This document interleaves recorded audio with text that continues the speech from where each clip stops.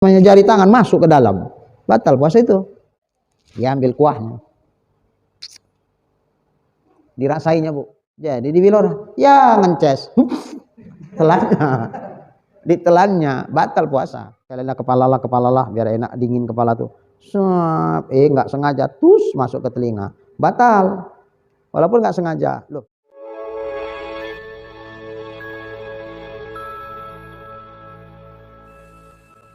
Kalau udah kita minum, kita makan, tiba-tiba berderak, ada yang keluar. Apakah nasi yang keluar? Apakah minuman yang keluar? Cairan? Nah, itu najis itu. Walaupun belum berubah. Biasa kalau muntah kan kayak mana? Muntah kayak mana aja? Iya lah, maksudnya rasanya asam ya. Ini karena baru masuk, tidak sampai masam dia, masih manis pun. Nah, makanya kalau buka jangan balas dendam. Buka puasa, Bu. Jadi minum es itu ngembat dia. Jadi udah siap lah buka, sholat. Lagi sholat itu kan ruku, i'tidal, sujud. Macam mana? Derak dia, keluar. Tidak nasi, air tadi itulah yang diminumnya banyak-banyak tuh. Nah, air itu kan udah masuk dia dalam. Nah, ketika berderak, katanya, keluar cairannya itu cairan najis. Berarti kalau lagi sholat, batal lah sholatnya. Mulutnya bernajis, batal. Wajiblah kumur-kumur dia. Kumur-kumur, setelah kumur-kumur ya ulangi balik sholatnya. Cuman wudhu tak pala batal. Karena keluar najis dari tenggorokan itu tidak membatalkan wudhu. Yang batal wudhu kalau dari depan dan belakang bagian bawah. Ya, depan belakang bagian bawah. Kalau bagian atas mau dari hidung keluar, dari mulut, dari telinga keluar, apapun yang keluar, benda cair, benda gas, benda padat umpamanya, nah itu nggak batal. Kalau dari lubang tenggorokan, dari hidung, dari telinga, nggak batal. Wudhunya nggak batal. Ya, kalau keluarnya dari pintu depan belakang tapi bagian bawah, itu baru batal. Rongga kan cuma 5 ya. Rongga di tubuh kita kan cuma 5 aja. Bawah, depan belakang, mulut, hidung, telinga. Ada lagi yang lain? Nggak ada ya? Jadi kalau dari yang atas ini keluar, nggak ada yang batalkan wudhu. Mau muntah, mau ingus keluar, nggak batal itu wudhu. Iya bisa mata masuk. Tapi kalau mata rongganya kan di sini kecil, nggak dihitung dia.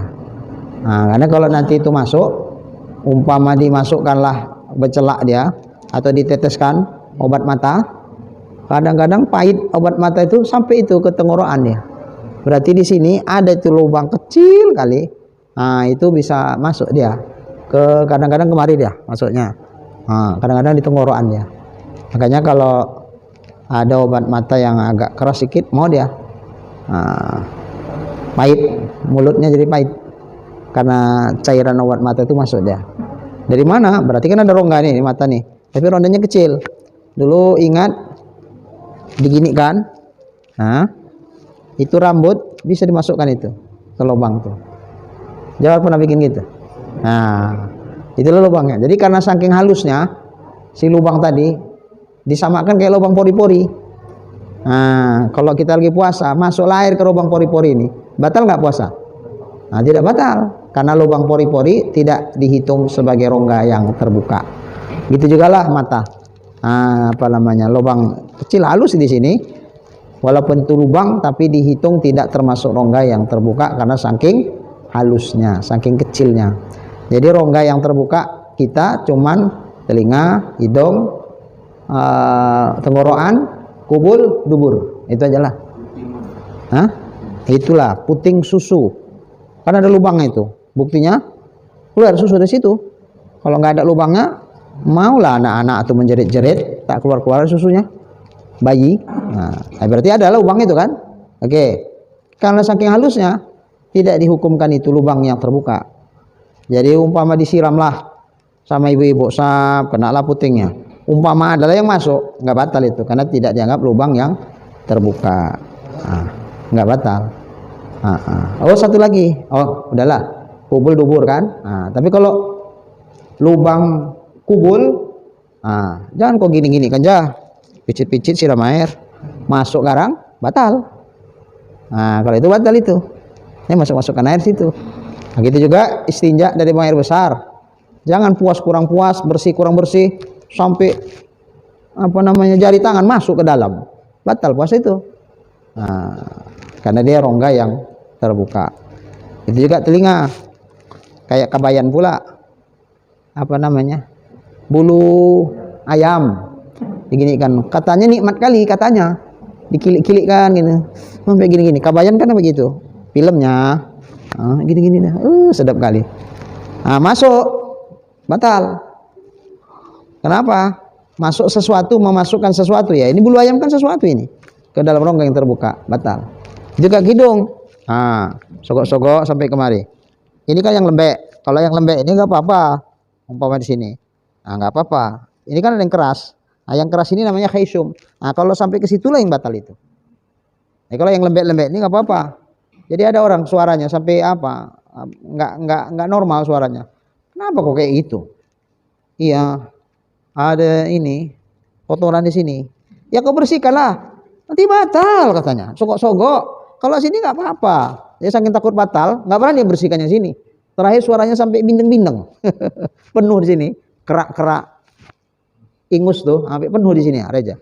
Sampai sesak napas payah pun bernapas dia. Kau bersihkan lah itu, nanti ajalah maghrib katanya. Ya sekarang nggak apa-apa, nanti batal. Kenapa batal? Memasukkan sesuatu ke rongga yang terbuka katanya. Kalau ini nggak apa-apa batas ini. Sama kayak mulut. Kalau masuk ini, masuk ke dalam. Tidak batal. Kalau mulut batasnya di tenggorokan makhraj ha kecil. Ha ya di tengah. Wastol halak berarti. Ain. Ha kecil. Ain. Wastol halak di tengah. Kalau sampai ke tengah turun ke bawah, itu baru rongga. Pada tenggorokan batal. Tapi kalau di mulut nggak apa-apa. Maka kalau ada orang puasa, sekedar ya belum pandai naksir-naksir garam, belum pandai naksir-naksir gula, nanti pala asin kasinan kalau masak, pala manis kemanisan kayak kolak masaknya. Belum ahli, baru pengantin baru, waktu gadis sibuk kuliah aja. Sumaknya masak, tak ada waktu. Begitu kawin, baru bingung. Bentar telepon. Ada jamaah kita. Iya Ustaz, anakku. Waktu gadis sibuk kuliah saja. Suruh masak. Nggak mau dia. Tapi aku katanya. Begitu menikah, baru bingung. Dibawa lakinya ke Bogor. Tak pandai dia masak. Bentar telepon. Mak, apalagi mak ini mak? Apalagi mak? Tiap hari. Asal mau masak, teleponnya aku aja katanya. Jadi karena dia belum pandai naksir. Takut keasinan, dia ambil kuahnya, dirasainya bu, kurang asin, tambah lagi, udah cukup, dibuangnya, pindahkannya, kumur-kumur ya, batal nggak untuk puasanya? Nggak apa-apa, karena nggak sampai hak, cuman ngerasai makanan, sedang puasa hukumnya makruh. Jadi ada yang bertanya, jadi kalau gitu Ustaz, ngerokok pun gitu loh Ustaz. Tidak sampai ke hidung. Jangan begini ngerokoknya. Sebagian keluar dari mulut, bagian dari hidung keluar. Berasap hidungnya. Kalau itu batal. Jadi kalau gini aja. Disap. Tidak batal. Cuma jangan dibikin ya. Kalau dibikin walaupun tak batal, itu pahalanya udah tak kayak mana lah itu. Takutnya tak ada pahala. Masih ingin menikmati rokok tuh, walaupun tidak membatalkan. Karena nggak ada yang masuk ke rongga yang terbuka.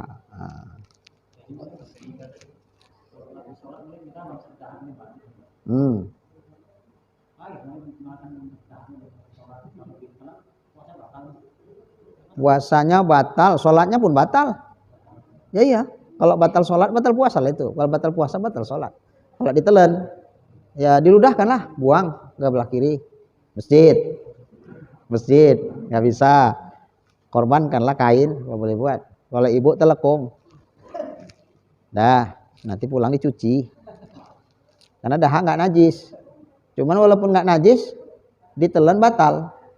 Jangan dikulum-kulum aja, nanti lama-lama tak bisa baca.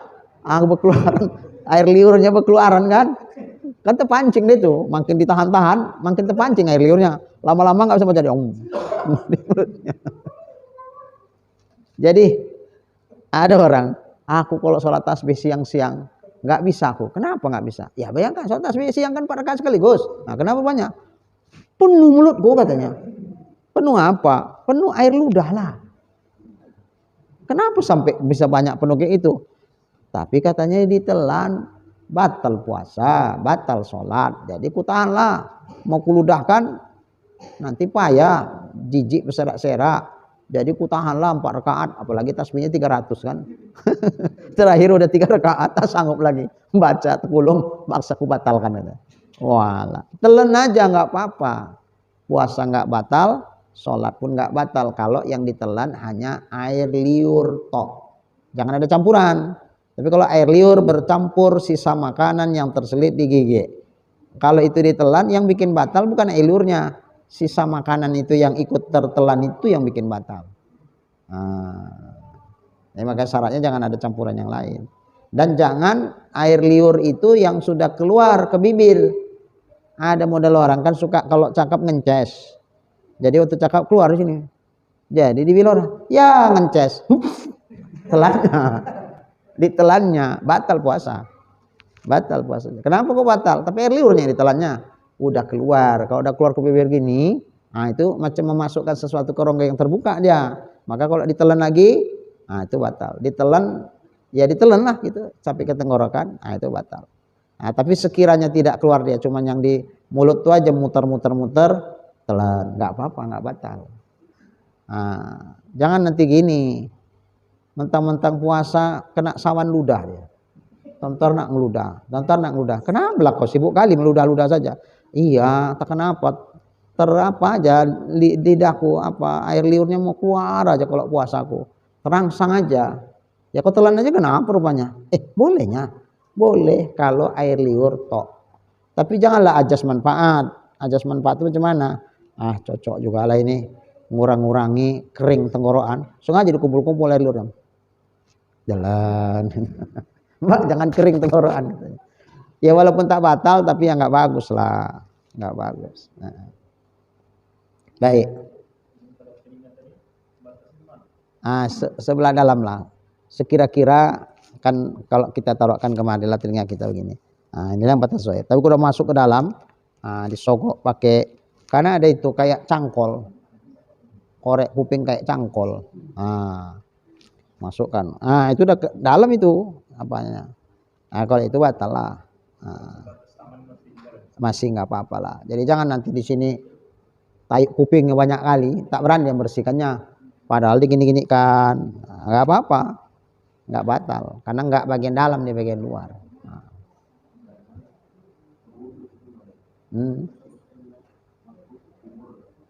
Itulah yang salah tuh. Berwuduk dalam kondisi puasa nggak apa-apa, nggak makruh, apalagi batal. Kenapa? Karena memang dianjurkan orang berwuduk itu kumur-kumur. Yang makruh itu bersugi, itu pun setelah gelincir matahari, bukan kumur-kumur. Bersugi, gosok gigi atau pakai kayu sugi itu makruh setelah tergelincir matahari dan masuk zuhur. Kalau sebelum itu nggak apa-apa. Bersugi pun nggak apa-apa. Sebelum gelincir nggak makruh. Setelah gelincir matahari yang makruh. Kenapa begitu? Karena umumnya orang kalau udah tengah hari ke atas yang dia puasa karena nggak ngunyah, nggak minum, mulutnya bau itu. Sehingga baunya itu bau karena dia puasa. Karena nggak ada ngunyah makanan, nggak ada minum minuman. Maka lama-lama mulutnya bau. Jadi baunya itu murni bau karena puasanya.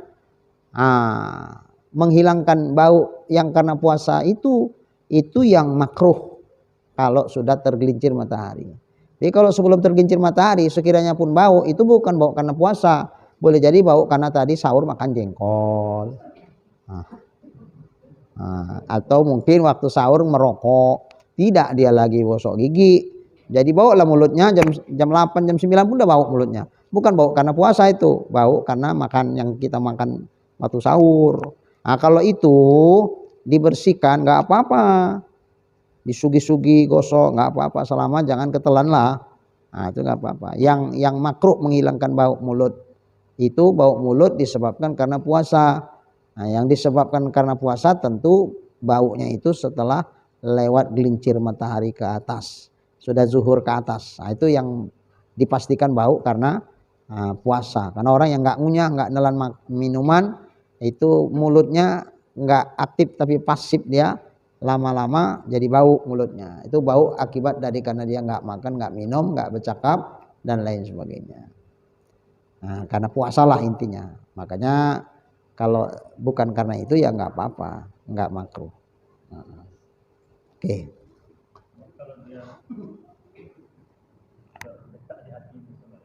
Apa itu? Oh, niat karena supaya segar itu makruh. Apabila nggak sengaja tiba-tiba tertelan, batal puasa. Tapi kalau karena tuntutan sunatnya sehingga dia kumur-kumur, seperti mau wudhu kan disunatkan kumur-kumur, ya murni niat dia itu kumur-kumur untuk sunat wudhu semata-mata ibadah, dan dia tidak berlebih-lebihan, pakai air itu sekedar untuk hasil sah kumur-kumur. Tiba-tiba di luar sepengetahuan dia, di luar kesengajaan, tiba-tiba ketelan. Nah, ini macam mana? Batal nggak puasa? Sekarang kumur-kumurnya itu sunat atau bukan sunat? Sunat lah orang untuk wudhu. Kalau itu nggak apa-apa, nggak batal. Itu udah ketelan, nggak sengaja kan nelannya? Nggak, ya udah nggak apa-apa, dimaafkan. Karena kita melakukan sesuatu yang sunat, yaitu kumur-kumur untuk wudhu. Nah, sama juga mandi sunat, mandi Jumat, ya kan basah semua tuh. Atau nyiram kepala, ya hati-hati dia, jangan sampai masuk ke telinga, hati-hati pakai air tuh. Di luar kesengajaan, terus masuk ke telinga, oh itu dimaafkan, nggak apa-apa, karena penyebabnya mandi sunat. Tapi kalau ini bukan yang disunatkan mandinya, apalagi wajib, sunat pun tidak, mubah saja. Umpama ya Allah panasnya bulan Ramadan ini, ya Allah, kalau kayak gini lemas sekali aku, cocoknya mandi lah ini kalau kayak gini. Mandi karena apa? Bersejuk-sejuk, bukan mandi karena mau sholat. Sejuk-sejuk, siram airnya. Kayak di mana lah, kayak di pegunungan kurasa. Sedap kali, awak udah haus. Ditambah lagi panas. Begitu air itu siramkan ke badan, aduh mak, nikmatnya kayak air beras tagi kurasanya. Dinikmatilah, sedapnya. Sekalian kepala lah biar enak dingin kepala tuh. Nggak sengaja masuk ke telinga, batal. Walaupun nggak sengaja. Loh, kok batal? Tadi nggak batal. Tadi memang mandi sunat Jumat, itu mandinya sunat. Kalau ini untuk bersejuk-sejuk, untuk menikmati aja dingin air itu. Nah, kalau ini umpama nggak sengaja sekalipun masuk ke lubang telinga, batal puasanya.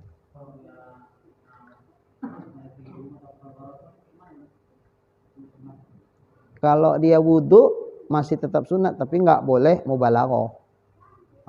Jadi nggak mubalaghah itu bersangatan. Ibarat kumur-kumur itu jangan sampai kalau kayak gitu dibikin makruh. Karena makruh, umpama nggak sengaja ketelan, batal. Karena kita melakukan yang makruh, bukan melakukan yang sunat. Kalau yang sunat kita lakukan sekedar, umpama nggak sengaja ketelan, nggak batal. Tapi kalau sampai itu makruh. Karena kita melakukan yang makruh, umpama nggak sengaja masuk, batal. Nah gitu juga lah, masukkan ke hidung, jangan berlebihan, ngisepnya itu juga. Nah, masuk, batal. Karena bagi orang yang puasa, bersangatan nyedot air itu hukumnya makruh. Umpama nggak sengaja kesedot sampai masuk ke batang hidung, batal puasanya. Nah hati-hatilah, hati-hati. Baik.